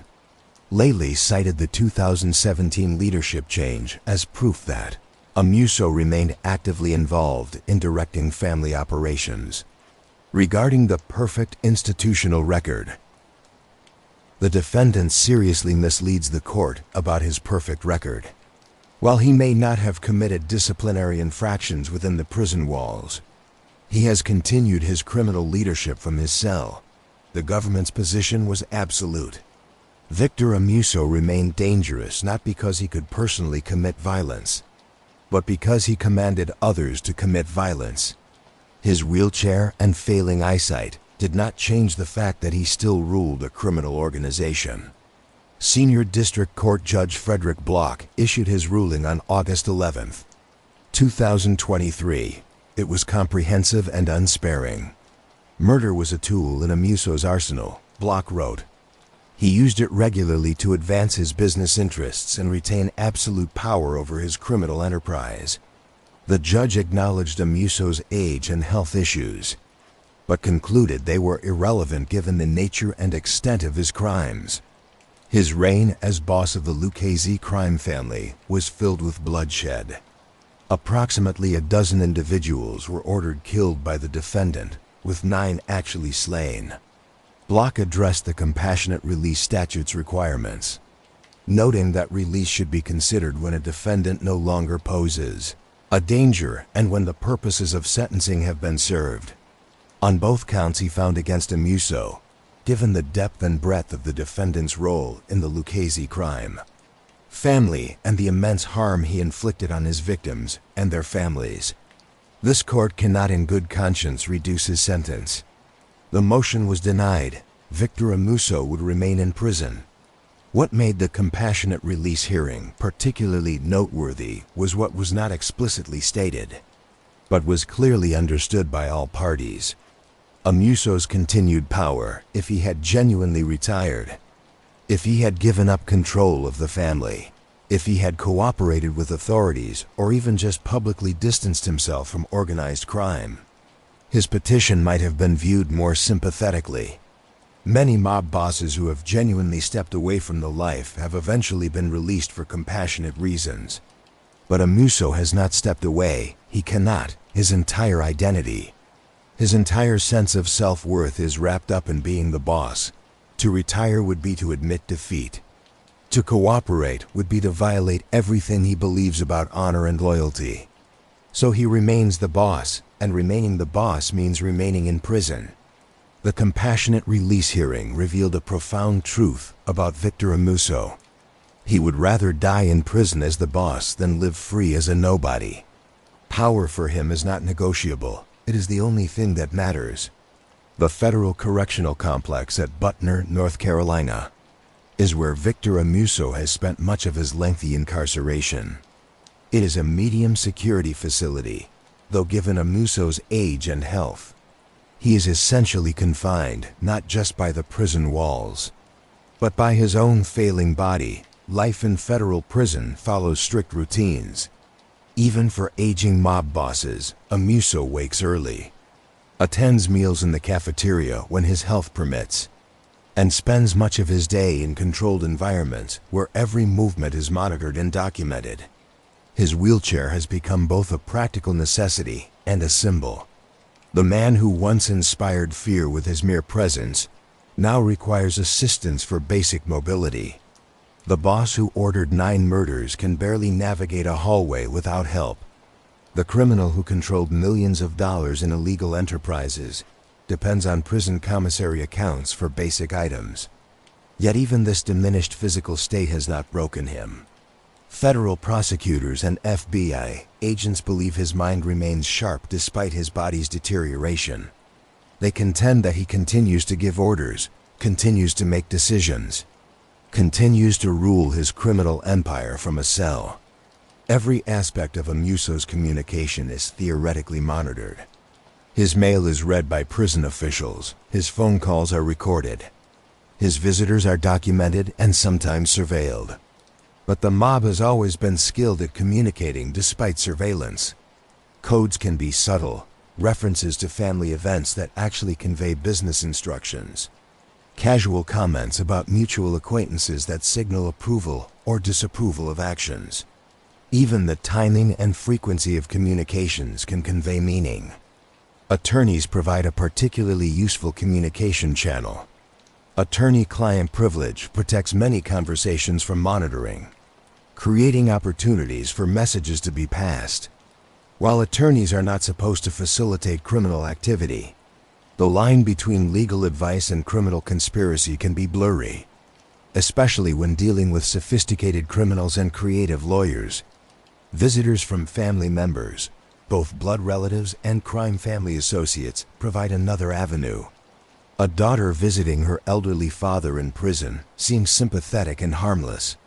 But if that daughter then conveys information to family associates about her father's opinions on various matters, suddenly an innocent family visit becomes part of a communication chain, facilitating criminal leadership. Despite his continued position as boss, Amuso's daily reality is one of profound isolation. He is separated from the organization he leads by prison walls, geographical distance, and decades of time. The New York streets he once dominated have changed beyond recognition. The young soldiers rising through the ranks today were not even born when he went to prison. He can give orders, but he cannot see them executed. He can make decisions, but he cannot personally ensure they are implemented correctly. He can maintain his position as boss, but he cannot enjoy the perks that position once provided. The respect shown in public, the fear in people's eyes, the constant activity and attention, in many ways. Amuso's situation represents a uniquely modern form of punishment. Traditional imprisonment isolates criminals from society as punishment for their crimes. But Amuso's imprisonment does something more complex. It allows him to maintain his identity and position while denying him any tangible benefit from that position. He is the boss of a criminal empire that generates millions of dollars. But he will die in a prison cell. He commands respect and obedience. But he will never again walk free on the streets where that respect matters. Amuso's health has deteriorated steadily during his imprisonment. The osteoarthritis that confines him to a wheelchair causes constant pain. His vision problems make reading and writing increasingly difficult. The loss of his teeth affects nutrition and overall health, age-related cognitive decline. While perhaps not severe enough to remove his ability to function as boss, inevitably affects memory and mental sharpness. The prison medical system provides basic care, but is not designed for comprehensive geriatric treatment. Amuso receives medications, periodic doctor visits, and emergency care when necessary, but the quality of life for an aging prisoner is inherently limited. Yet he endures, whether this endurance stems from physical resilience, sheer stubbornness, or the determination to maintain power until his last breath. Amuso has survived far longer than many expected when he was first imprisoned at age 58. Everyone in the Lucchese family knows that Victor Amuso will eventually die at 90 years old with multiple serious health conditions. This is not speculation, it is mathematical certainty. The question that looms over the family is what happens next. Traditionally, when a boss dies, the underboss ascends. But Amuso has no official underboss. He stripped Casso of the position in 1994 and never appointed a replacement. The acting boss position has rotated among various captains, but no single figure has emerged as the clear successor. This creates both danger and opportunity when Amuso dies. There could be a peaceful transition if the major captains agree on a successor, or there could be a violent power struggle as multiple factions compete for control. The fact that Brooklyn captain successfully maneuvered in 2017 to replace the Bronx-centered leadership suggests that geographical and crew-based factions remain strong within the family. Without Amuso's unifying, if tyrannical authority, these factions could come into conflict. Some observers believe that whoever is acting boss when Amuso dies will try to claim the position permanently. Others think a commission meeting will be necessary to formally install a new boss. bringing in the other families to mediate and ensure stability. What seems certain is that Amuso's death will mark the end of an era. No one who takes over will have his reputation for violence, his decades of history with the family, or his psychological hold over members. The new boss will have to establish authority in a different way, in a different era, under different circumstances. As Victor Amuso approaches the end of his life, still imprisoned, still officially the boss, his legacy remains complex and disturbing. What does it mean that this man responsible for at least 9 murders, who turned his own family into a paranoid killing machine, who violated the mob's own codes repeatedly, has maintained power for nearly 4 decades? The statistics of Amuso's reign tell a story. 9 confirmed murders he ordered convicted, 12 total murders ordered alleged, 49 people on his hit list at one point, 38 years as boss 1987 to 2025, 33 plus years ruling from prison, 90 years old and still officially in power. Life sentence with no possibility of parole. These numbers represent actual human lives destroyed. 9 men killed on Amuso's orders meant 9 families devastated. Children grew up without fathers. Wives became widows. Parents buried their sons. The ripple effects of these murders extended through entire communities. The 12 bullets that hit Peter Casso but did not kill him represented not just one attempted murder, but a cascade of consequences. Casso's cooperation, which led to additional prosecutions, which destroyed more families, which created more informants, which destabilized the entire family structure. The 49 names on the hit list represented a level of paranoia and willingness to kill that went beyond any strategic necessity. Amuso was not eliminating rivals or protecting himself from genuine threats.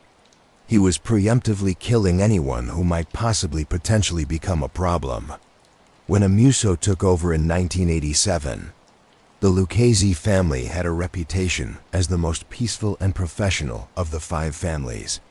They made money quietly, avoided unnecessary violence, and generally operated below the radar. Previous bosses like Tony Ducks Corallo had been criminals, certainly, but they understood that the best way to make money was to avoid attention. Amuso transformed this culture completely. The Lucchese family under his leadership became notorious for internal violence. They killed their own members routinely. They violated traditional mob codes about harming women and families. They operated with a level of paranoia that made ordinary business relationships impossible. This transformation had practical consequences. The family became less profitable because fear killed initiative.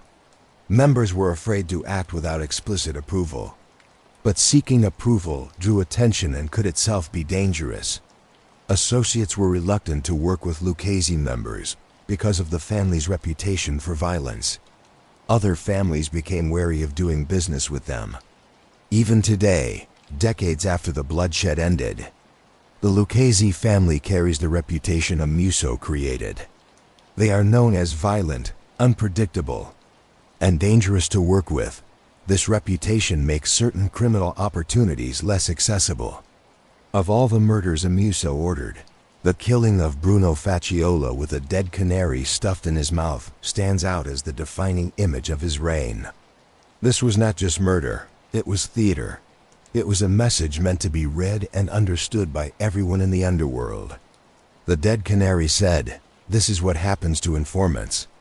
This is what happens to people who cooperate with the government. This is what happens when you betray the family." But the message also said something else, something Amuso probably did not intend.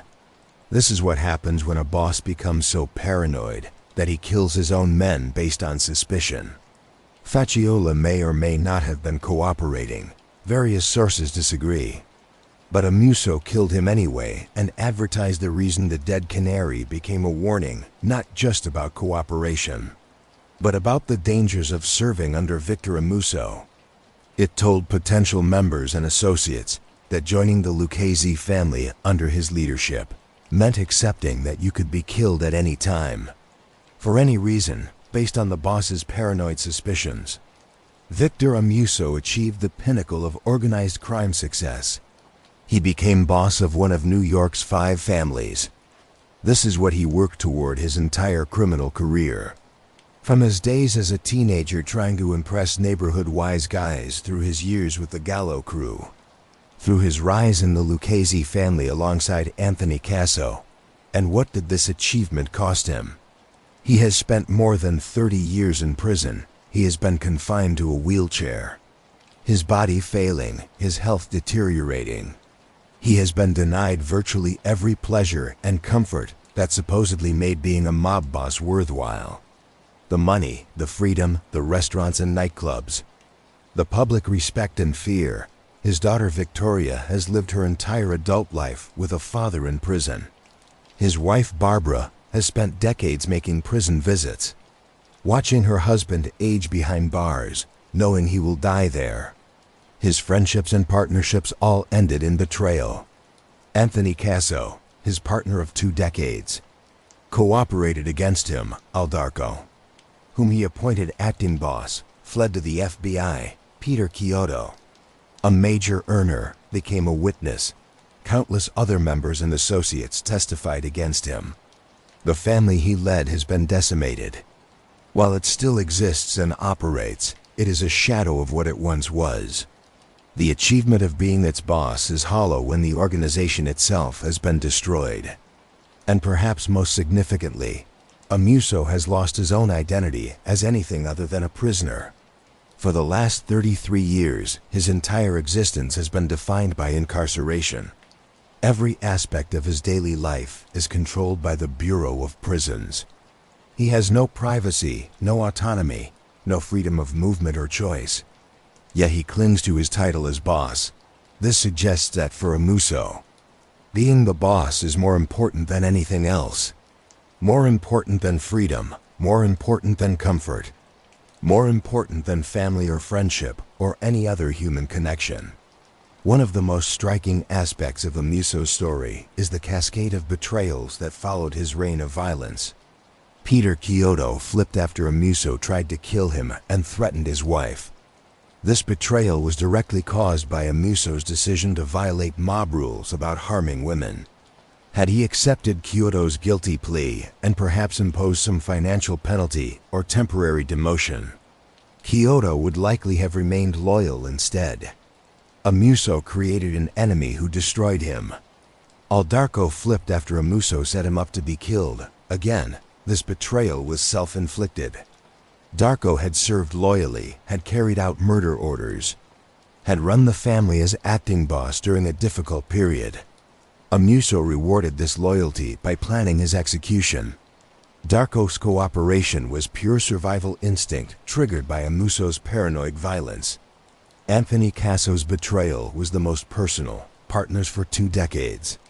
They had risen together through the Lucchese ranks, committed crimes together, split profits together, yet, when both were imprisoned, Casso cooperated. Whether this was strategic calculation or simple self-interest, it represented the ultimate failure of their partnership. The pattern is clear. Amuso's paranoid violence created the very betrayal he feared. By treating everyone as a potential informant, by threatening families, by killing members based on suspicion, he gave people overwhelming incentives to actually become informants. His fear of betrayal became a self-fulfilling prophecy. The Mafia operates according to certain codes and traditions. These rules are violated regularly, of course. Organized crime is inherently about breaking rules, but certain principles generally held. And Amuso violated most of them. Do not harm women and children. Amuso threatened Peter, Chiodo's wife, and ordered an attempt on Chiodo's sister. This violation was so shocking that it triggered Chiodo's cooperation and was cited in court as evidence of Amuso's depravity. Do not kill made members without commission approval. Amuso killed his own soldiers routinely, often without clear justification or approval from other bosses. The sheer number of Lucchese members murdered during his reign was unprecedented. The boss protects the family. Traditional mob leadership involves protecting members from outside threats and providing support when they face legal problems. Amuso instead treated his own family members as expendable, killing them preemptively based on paranoid suspicions. Avoid unnecessary attention. The theatrical nature of some murders, particularly the dead canary in Facciola's mouth, brought enormous media attention to the family. This violated the traditional principle of operating quietly to maximize profit while minimizing law enforcement pressure. These violations had consequences beyond moral judgment. They weakened the organization. When members cannot trust the boss to protect them when they know they might be killed at any time based on suspicion, loyalty becomes impossible. The family structure depends on mutual obligation and trust. Amuso destroyed both. In 2024, American organized crime looks very different than it did in 1987 when Victor Amuso became boss. The mafia is weaker, more fragmented, and operating under intense law enforcement pressure. Yet, Amuso's story remains relevant for understanding how these organizations function and persist. The five families still exist. They still operate criminal enterprises. They still make money through labor racketeering, loan sharking, illegal gambling, and various other schemes. But their power and influence have diminished dramatically. RICO prosecutions have been devastatingly effective. The ability to prosecute entire organizations rather than just individual criminals has resulted in massive cases that decapitated leadership structures repeatedly when bosses, underbosses, and consiglieri can all be convicted together in single trial. Maintaining organizational continuity becomes extremely difficult. The cooperation phenomenon has undermined omerta, the code of silence.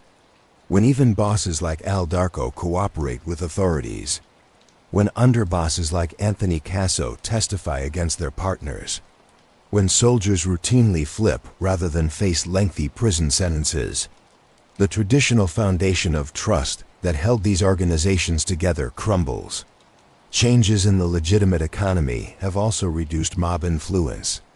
Many industries that were once mob-controlled have been reformed through law enforcement pressure and internal changes. Unions have been placed under federal oversight. Bidding processes have been reformed to prevent the kind of rigging seen in the Windows case. Companies have implemented compliance programs to avoid mob infiltration, yet the families persist. Why? Part of the answer lies in tradition and identity. Being part of the mafia means something to certain individuals. It provides identity, status within certain communities, and a sense of belonging to something historically significant. Even when the financial benefits diminish, the psychological and social benefits remain. Part of the answer lies in the persistent demand for services the mob provides. People still want to gamble illegally, need loans from non-traditional sources, seek ways to avoid taxes and regulations, and require dispute resolution outside the legal system. As long as these demands exist, organizations will arise to meet them. And part of the answer lies in men like Victor Amuso, who demonstrate that certain structures and traditions remain powerful even under extreme pressure. Victor Amuso's continued position as boss, despite 33 years in prison, proves something significant about organized crime organizations. They can maintain structure and hierarchy, even when rational analysis suggests they should collapse. There is no rational reason for Lucchese family members to acknowledge Amuso's authority. He cannot protect them from arrest. He cannot provide financial support when they face legal problems. He cannot offer the traditional benefits that bosses provide to their soldiers. He is not even free to enjoy his position. He derives no material benefit from being boss while in prison.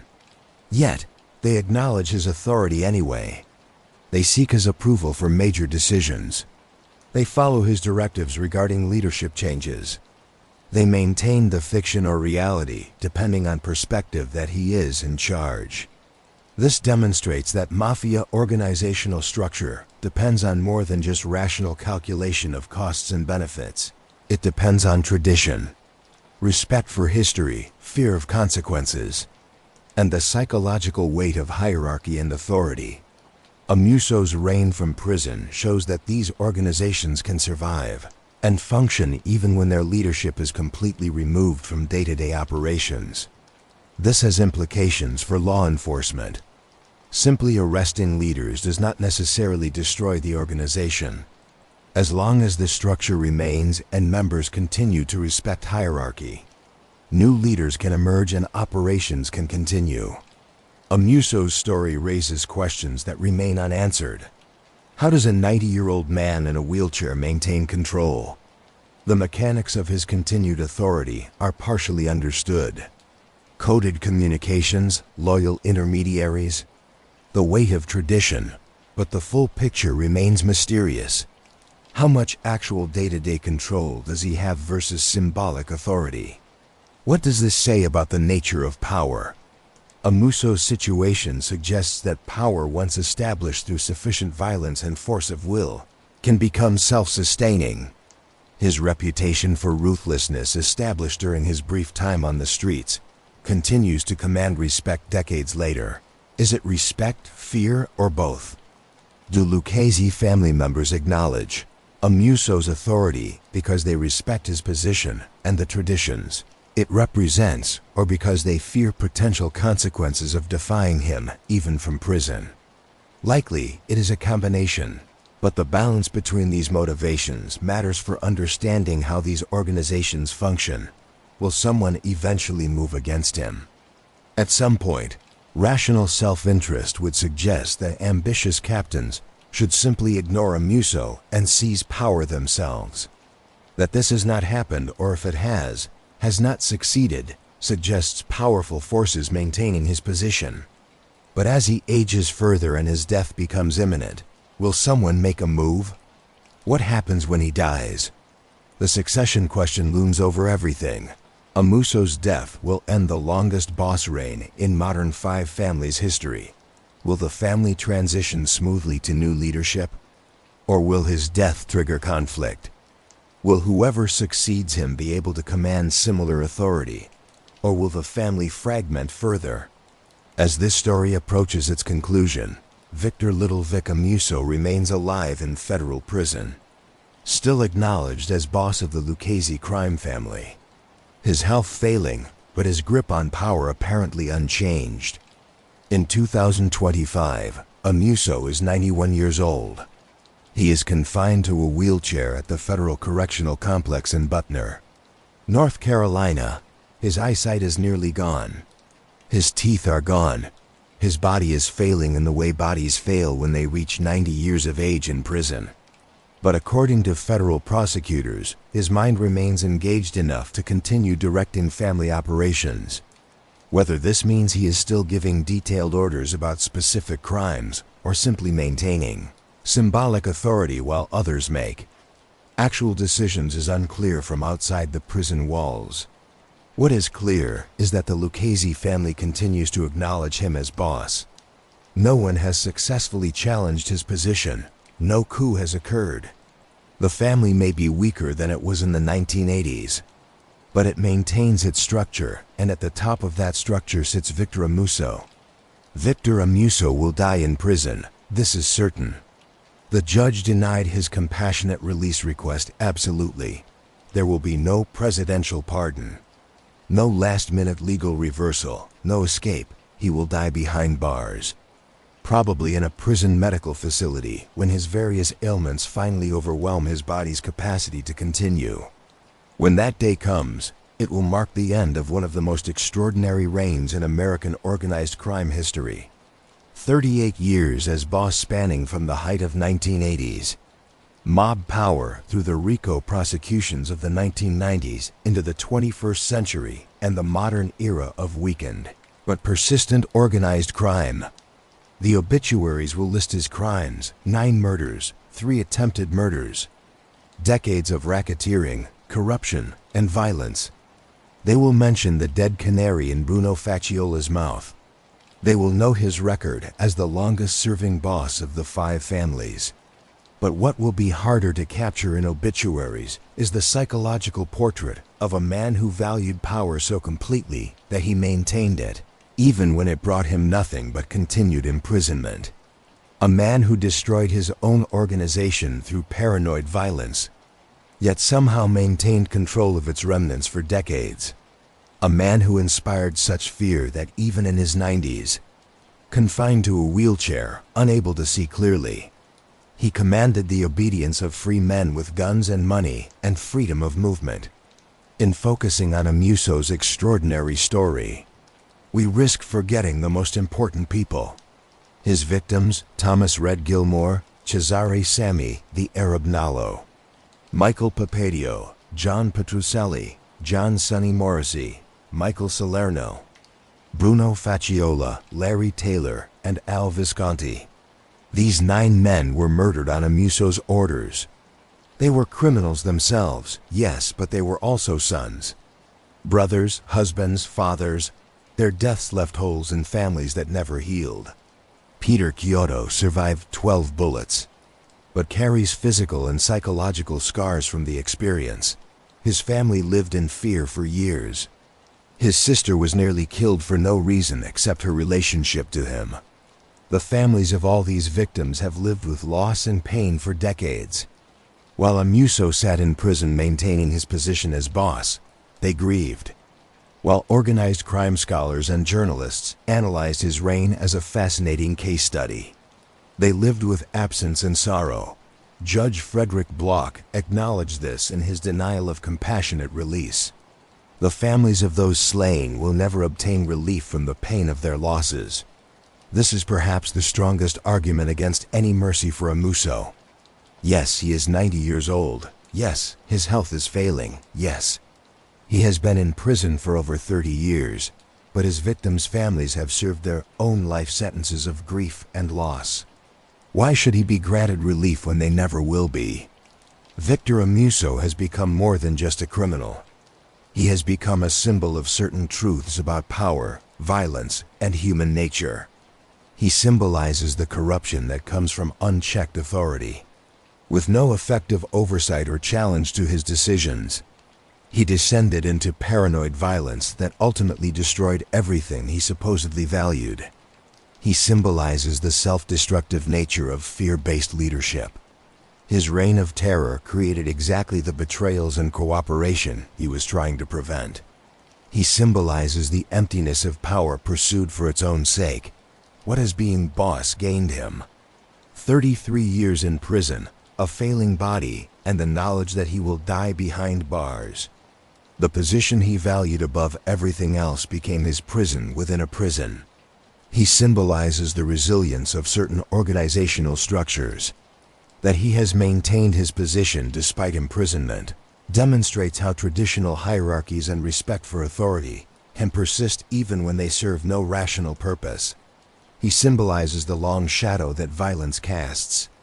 Murders committed over 3 decades ago still define him, still prevent any mercy or compassion, still justify his continued imprisonment until death. So, here we are at the end of Victor Little Vic Amuso's story.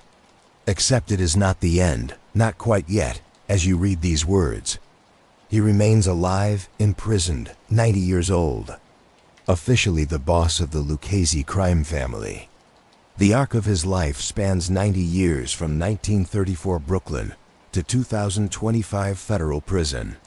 He witnessed the full rise and partial fall of the American Mafia. He lived through the golden age of organized crime, participated in its most violent excesses, and survived to see its diminishment. He rose from the streets of Canarsie, a kid watching neighborhood wise guys and dreaming of respect and power. He joined Joey Gallo's crew and learned violence during the brutal Profaci family war. He found a home in the Lucchese family under the mentorship of Christy Tick Fornari. He partnered with Anthony Casso in the Bypass Gang, stealing millions from safety deposit boxes. He became a MAID member, then a captain, then and probably the boss. His reign as boss lasted from January 1987 until now.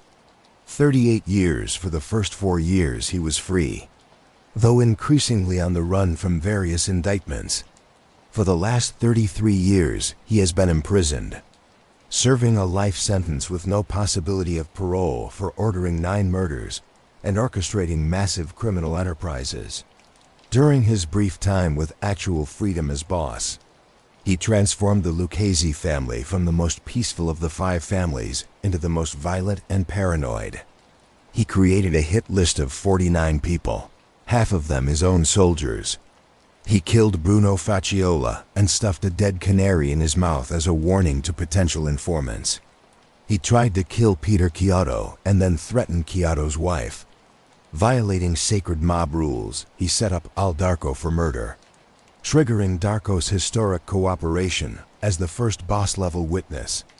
The body count: 9 confirmed murders, 3 attempted murders, and probably more that were never proven in court. The destruction. Dozens of families grieving murdered sons and fathers. The betrayals. His underboss, his acting boss, his captain, and countless others, all cooperating with the government. The consequences: life in prison. 33 years and counting behind bars. Dying slowly in a wheelchair with failing health and no possibility of freedom. And yet, and this is what makes his story so extraordinarily strange, he remains in power from a medium security prison in North Carolina. Victor Amuso is still acknowledged as the boss of the Lucchese Crime Family. In 2017, at age 82, he sent a coded letter ordering a leadership change, and it happened. Powerful captains sought his approval before making moves.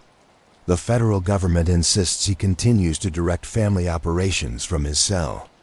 This is power in its purest, most abstract form. He cannot protect his members from arrest. He cannot help them make money.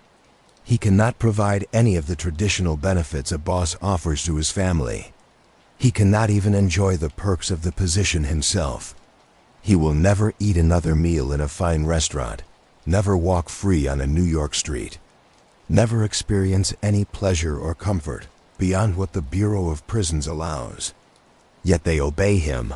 They acknowledge his authority. They maintain the structure with him at its apex. This is power as pure symbol, pure reputation, pure force of will mixed with fear and tradition. The violence he demonstrated during his brief time on the streets, the murders, the ruthlessness. The dead canary created a reputation so fearsome that it sustains him decades later. The traditions of the Mafia, the respect for hierarchy and official position, work in his favor despite his imprisonment.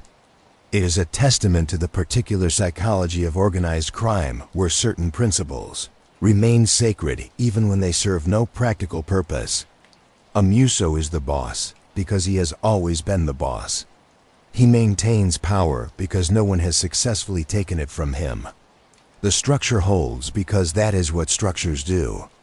They persist until they are actively dismantled at 90 years old. Victor Amuso has outlived most of his contemporaries. Tony Dux Corallo died in prison in 2000 at age 87. Christy Tic Fernari died in prison in 1998 at age 83. Anthony Casso died in prison in 2020 at age 78. Carmen Persico died in prison in 2019 at age 85. John Gotti died in prison in 2002 at age 61. Amuso has survived them all, and he has maintained his position longer than any of them held theirs. What does this mean? What does it say about him, about organized crime, about power and violence and human nature? Perhaps it says that certain kinds of power, once established through sufficient force, become self-perpetuating. That reputation can substitute for actual capability. That fear can outlast the person who inspired it. That traditional structures are more resilient than we might imagine. Or perhaps it says something darker. That violence works, that ruthlessness pays. That killing your enemies and terrorizing your allies can create a form of authority that persists even when every rational factor suggests it should collapse. Victor Amuso will die in prison. Maybe tomorrow, maybe next year, maybe a few years from now. But it is inevitable when that day comes. The Lucchese family will need to find a new boss. The succession question that has loomed for decades will finally be answered. The longest reign in modern five families' history will end. And perhaps only then will we fully understand what Amuso's story means. Was he an aberration? A uniquely violent boss whose reign was possible only because of specific circumstances in the late 1980s and early 1990s? Or does his story reveal something fundamental about how organized crime works, about how power operates in traditional hierarchical organizations? For now, he remains alive, imprisoned, 90 years old.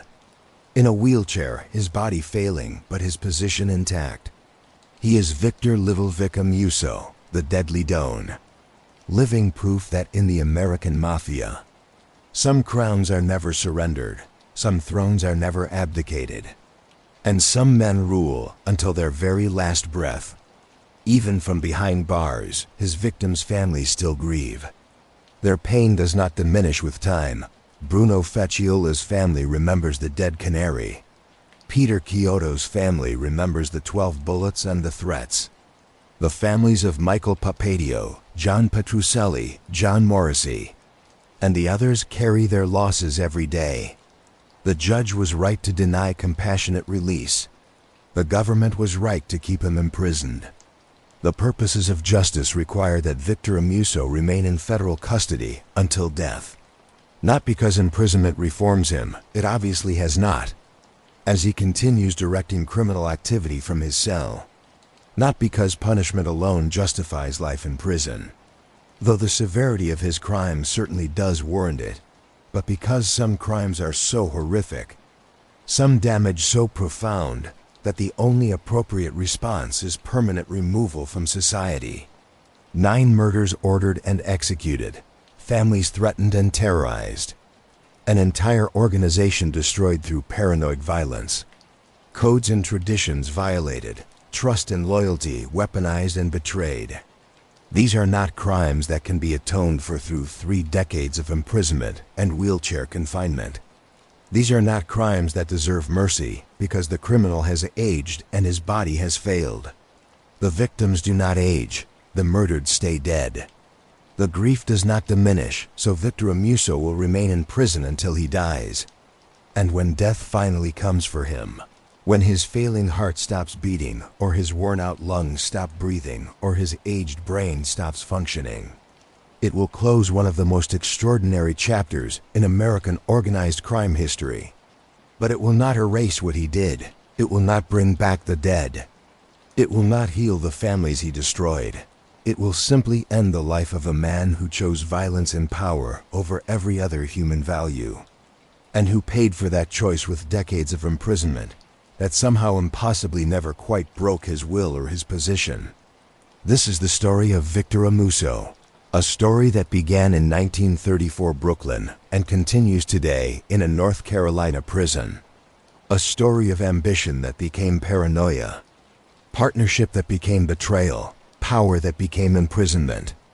It is a story about the American Mafia at its most violent and self-destructive. The 5 families have existed for nearly a century, surviving law enforcement pressure, internal conflicts, and social changes that made their existence increasingly outdated. But they have rarely faced anything as destructive as one of their own bosses, turning paranoid and murderous toward his own members. Amuso did not destroy the Lucchese family by fighting other families or by taking on law enforcement. He destroyed it from within, killing his own soldiers, violating his own organization's codes, creating an atmosphere so toxic that cooperation with authorities became the rational choice for survival. And yet, the family survives weakened but functional, still operating criminal enterprises, still maintaining its structure with Victor Amuso still at its head. Stories like Victor Amuso's matter because they reveal truths that comfortable society prefers to ignore. We like to believe that crime does not pay, that justice ultimately prevails, that good triumphs over evil in the end. Amuso's story is more complicated. Crime paid very well for him until it did not. He made millions of dollars through the bypass gang and various other schemes. He achieved the pinnacle of mob success by becoming boss. He maintained power for decades, but the cost was everything else. Freedom, family, friendship, health, dignity, all sacrificed on the altar of power. Justice did prevail in that he was convicted and imprisoned for life. But he never admitted guilt, never showed remorse, never cooperated with authorities, never gave victims' families the satisfaction of acknowledgement or apology.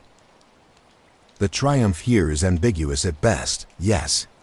Amuso is in prison and will die there. Yes, his organization was decimated, yes. Most of his associates are dead or imprisoned or cooperating witnesses by any objective measure. His reign was a failure that destroyed himself and everything around him. Yet he is still the boss. That fact alone suggests that our neat categories of success and failure, justice and injustice, do not quite capture the full complexity of the situation. Perhaps the real lesson is that there are no clean lessons.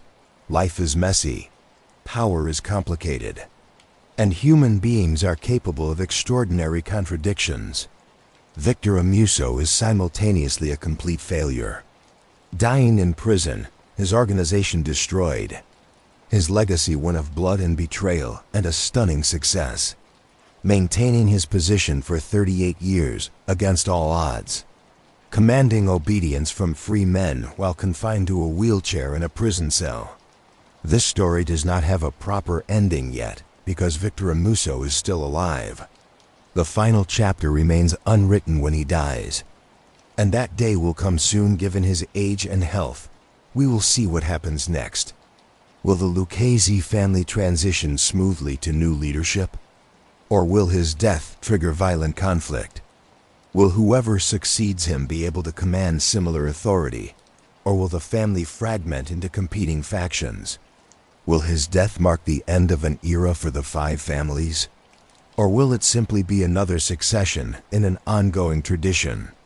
These questions cannot be answered yet. We are living through the end of Amuso's story without knowing how it concludes. What we do know is that his reign, 38 years and counting, has been extraordinary by any measure, the longest-serving boss in modern five families history, the only boss to maintain his position for decades from federal prison, the man who ordered 9 murders, survived countless attempts by law enforcement to dismantle his authority, and somehow remains in power at 90 years old. When historians look back at the American Mafia's history, Victor Amuso will occupy a unique position, the deadly Don who ruled from prison, the paranoid killer who destroyed his own family yet maintained control of its remnants, the Brooklyn kid who became boss and never let go no matter the cost. As this narrative concludes, somewhere in North Carolina in a medium-security federal prison, Victor Amuso sits in his wheelchair. His body is failing, his eyesight is nearly gone. His health deteriorates by the day, but according to federal prosecutors, his mind remains engaged. According to Lucchese family members, his authority remains intact according to every available indicator. He is still the boss. He wakes each morning in a prison cell. He eats meals in a prison cafeteria or has them brought to him if his health does not permit mobility. He receives visits from family members and attorneys who may or may not be passing coded messages. He writes letters that may or may not contain instructions for criminal enterprises. He lives the constrained, controlled, limited existence of every federal prisoner.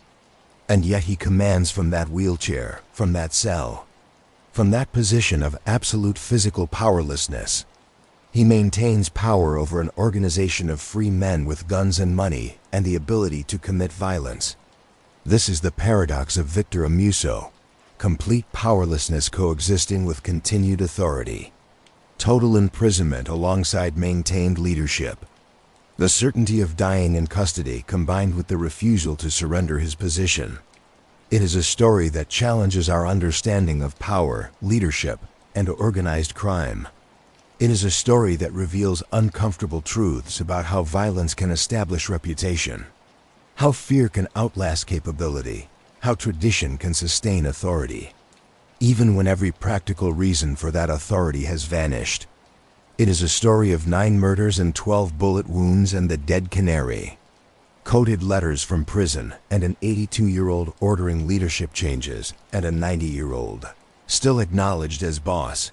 It is a story that should not be possible. A boss in prison for over 3 decades maintaining his position, yet it is happening right now today. As you read these words, Victor Amuso sits in federal prison, still officially the boss of the Lucchese Crime Family, still wielding power from powerlessness, still refusing to surrender the only thing that apparently matters to him: his crown. This is the story of Victor Little Vic Amuso. The Deadly Don, a story of violence and paranoia, power and imprisonment, reputation and reality. A story that began 90 years ago in Brooklyn and continues today in North Carolina. A story that demonstrates that, in the American Mafia, some crowns are never surrendered, some thrones are never abdicated, and some men rule until their very last breath, even from behind bars, even in a wheelchair, even at 90 years old with failing health and no hope of freedom. Victor Amuso remains the boss. The Deadly Don endures, and his story, one of the most extraordinary in organized crime history, continues to be written one day at a time. One coded letter at a time from a prison cell that has become both his cage and his throne.